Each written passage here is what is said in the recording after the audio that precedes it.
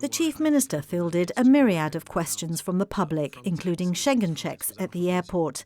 If a Gibraltarian flies into Gibraltar from London, they will have to show their passports to both Gibraltarian and Schengen authorities, but this will be a cumulative check in the form of an e-gate. He stressed the Schengen authorities would not be able to stop a Gibraltar resident from entering Gibraltar. Any resident, regardless of the colour of their ID card, will be able to move freely within Schengen once the treaty comes into force.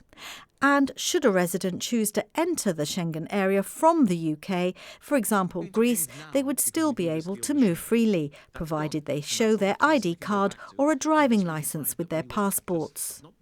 Regarding the Schengen 90-day rule, Mr Picardo confirmed that residents are exempt, and if they own a second property in Spain, it can't be policed because of free movement rules. However, tax would be a separate consideration. For those wanting to work on the Rock, a Gibraltar permit will still be all that's needed. Turning to the question of boots on the ground, the Chief Minister explained the matter was neutralised at the Schengen second-line check area, which we've been referring to as the Schengen Shack, because both Gibraltarian and Spanish officials will operate alongside one another on both sides. In respect of checks at the marinas, if a Schengen immigration check is necessary, a Spanish official can accompany a local official from the airport to the marina, but they would have to be without a uniform and unarmed. Businesses raise concerns about the much-lauded level playing field.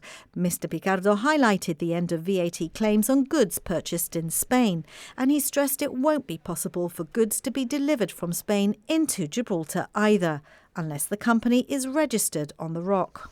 But he said businesses will now benefit from being able to sell in a market of some 300,000 people in the Campo area.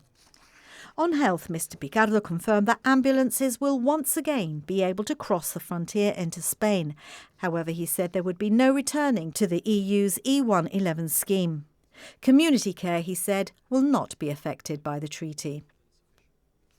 Moving on to the matter of Gibraltar being on the Spanish list of tax havens, the Chief Minister confirmed that he'd received a personal commitment from the Spanish Foreign Minister, José Manuel Álvarez, that Gibraltar will soon be removed.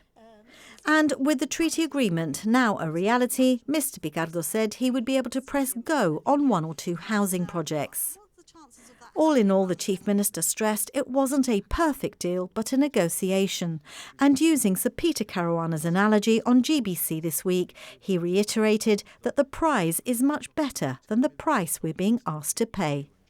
The government is inviting anyone with any queries or questions about the forthcoming treaty to email ukEUtreaty@gibraltar.gov.gi.